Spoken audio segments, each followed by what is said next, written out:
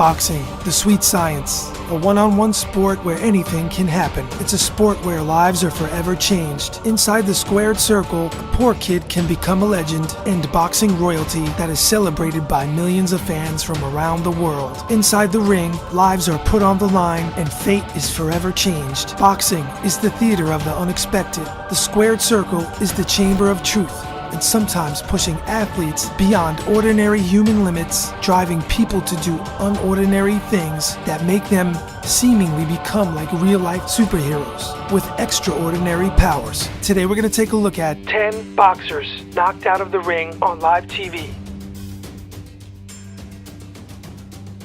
A 51-year-old decorated champion, Bernard Hopkins, is seemingly superhuman. He's fighting a fighter named Joe Smith Jr. At 51 years old, Hopkins begins showing his age.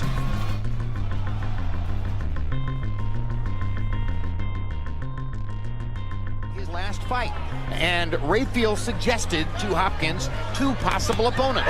Big right hand. He's out. Out free. Oh my gosh. As Joe Smith Jr. throws a combination when Hopkins was on the ropes, Hopkins falls out of the ring onto the floor. The ageless Hopkins went on to fight another day.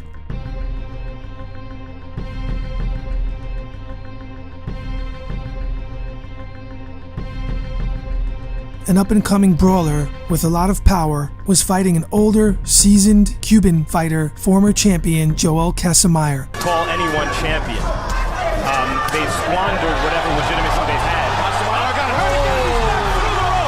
Casamayor was hurt by a left hook. The Australian fighter Casamayor lands a right hand, followed by a right hook as Casamayor was falling out of the ring. Unbelievably, Casamayor gets back up into the ring and he continues fighting the much younger Casamayor, an Australian fighter. Casamayor is a master at surviving rounds and tying other fighters up, but Casamayor is just too young and has too much energy for the older fighter, and he continues to punch. Another good fight where a boxer was knocked out of the ring.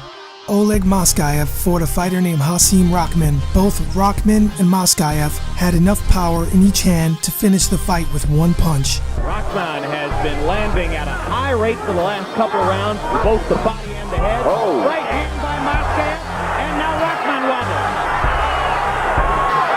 Rahman almost lost his legs there for a second. Regained them. Mozgov lands again. Rahman with a hook.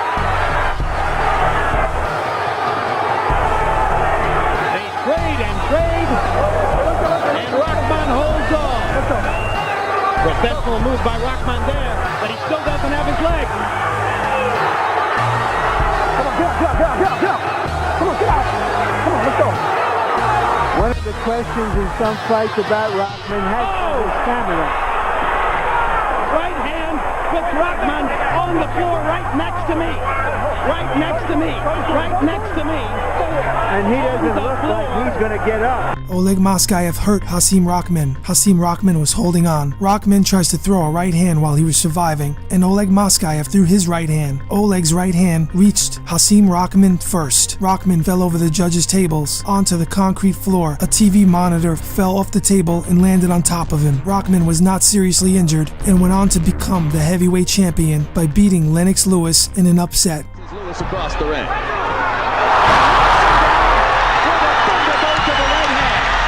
Shades of Oliver McCall, September 24, 1994, in London. Has Rahman pulled the upset? He has. He got a brand new heavyweight champion, and he's from the United States. One of the biggest upsets in the history of the division. A very tall welterweight, Paul Williams, was fighting a solid contender named Kermit Cintron. Both men packed a lot of power in their punch. Paul Williams was a lefty. In boxing, that's a southpaw. Cintron is a conventional fighter, a righty. It causes their feet to get tangled up. Cintron and Paul Williams get tangled up and Paul Williams goes down. Cintron ends up falling out of the ring onto the arena floor. The fight was stopped and he was not seriously injured. Prior to going off the edge of the table, but perhaps the fall onto the table hurt him. Whatever it is, it doesn't look good. This junior middleweight bout has come to an end, and that is Kermit Cintron in a prone position on the floor outside the ring, and not because of a punch, but rather because he and Williams first wrestled with each other, then tripped over each other. and Cintron's body momentum carried him under the ropes and outside the ring. Rising contender Amir Imam was fighting Jared Robinson. Imam lands 2 solid jabs, followed by a right hook, and Robinson falls through the ropes and outside of the ring. Robinson ends up falling on top of his head onto the concrete arena floor. Well, the right hand of Imam is tremendous. Yeah, you called it perfectly, Barry. And look at that. I told you, everybody stand up. Oh, that's a hard fall. And you see the handler there. I think that's Luis Perez, the cut man. And Stacy McKinley jumped on Showbox. And this is a great angle. You see the microphone there, and he goes head and shoulder down first. And Stacy McKinley pulls his man off. In the early 1990s, Riddick Bowe was a fast rising contender in the heavyweight division. He had a really good jab and decent knockout power. He was fighting Elijah Tillery. The bell rang and the round ended, and the referee let the fight get out of control by not stepping in between the 2 fighters who had bad blood, and Riddick Bowe throws a quick jab. Tillery begins to kick Riddick Bowe. Elijah Tillery goes to the ropes and throws another kick, and Riddick Bowe's manager, Rock Newman, jumps on the ring apron and grabs Tillery from behind to stop Tillery from throwing kicks at his fighter Riddick Bowe. Riddick Bowe continues to throw right hands as Rock Newman is pulling Tillery out of the ring over the ropes. Elijah Tillery falls to the floor. Riddick Bowe went on to become the heavyweight champion by beating Evander Holyfield in their first fight. A tough fighter with big punching power and an incredible chin named Ray Mercer fought Jeff Peggs. Ray Mercer throws right hands and he hurts his opponent, followed by another clean right hand. His opponent falls out of the ring onto the judge's table. The referee should have stepped in earlier. He was out here and the fight should have been stopped. Mercer hurt his opponent badly. The fight should have been stopped right here, but the referee let it continue. That last clean right hand could have permanently injured his opponent. Right here, that right hand, that basically pretty much finished him off, but then he was open for that final shot. Wow.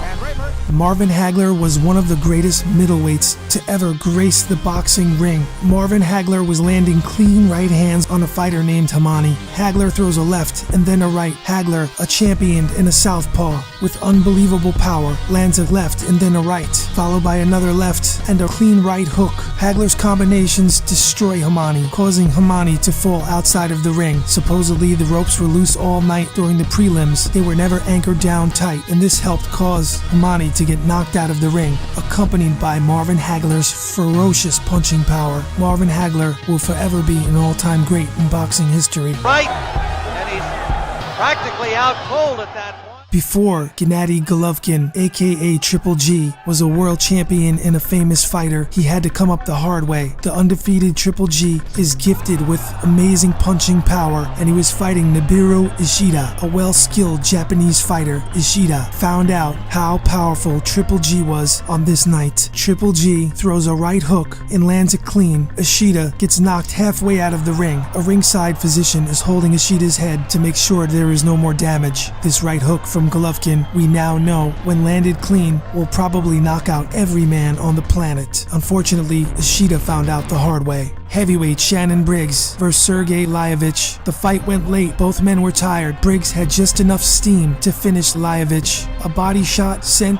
Laevich through the ropes onto the scorer's table. The right hand to the head and then to the body, followed by a left hook, was enough to make Laevich collapse and fall outside of the ring. And a great body shot would go through the ropes. And this is really significant because even if he hadn't gone through the ropes, maybe, just maybe, he could have gotten up. And we don't know. Kirk Johnson versus Oleg Mozgov was a good heavyweight fight. Both fighters capable of knocking out the other man with one big punch. Mozgov was put down by Kirk Johnson with a left hook. Mozgov quickly gets up. The referee Steve Smoger, who has a reputation for letting fights go, was definitely not going to stop this fight so easily. Kirk Johnson, knowing Mozgov possesses a big punch, knows he has to get Oleg Mozgov out of there before he can recover. Kirk Johnson throws a combination while Mozgov is hurt. He's rushing to finish the fight. He throws a left hook followed by a right hand that misses, and throws a combination here that will end Mozgov's night. A right hand and a left hook clean on the forehead knocks Mozgov out of the ring. A year earlier, Oleg Mozgov knocked Hasim Rahman out of the ring. A ringside cameraman holds Mozgov up from falling. Believe it or not, boxers falling out of the ring are not that common. So for one fighter to knock another fighter out of the ring, and then a year later he himself gets knocked out of the ring, is a very rare occurrence in boxing. Edison Miranda versus David Banks was an eliminator fight. If Miranda won, Miranda had a shot at a title. Next opponent, there's a big right hand. Holy cow! David Banks is halfway out of the ring. This, take a look. Miranda had big punching power. Edison Miranda threw a quick jab to blind his opponent, followed by a right hook. The right hook caused David Banks to be knocked halfway outside of the ring. Randall Bailey fought Saeed Owali. He got frustrated, and for some unknown reason, he lifts Saeed up over his shoulder and throws him out of the ring. Whoa, whoa, whoa, whoa, whoa. Wat is dat? Wat is gezien? Thanks for watching, guys. See you next time. Whoa, whoa, whoa, whoa. Wat is dat? Wat is gezien?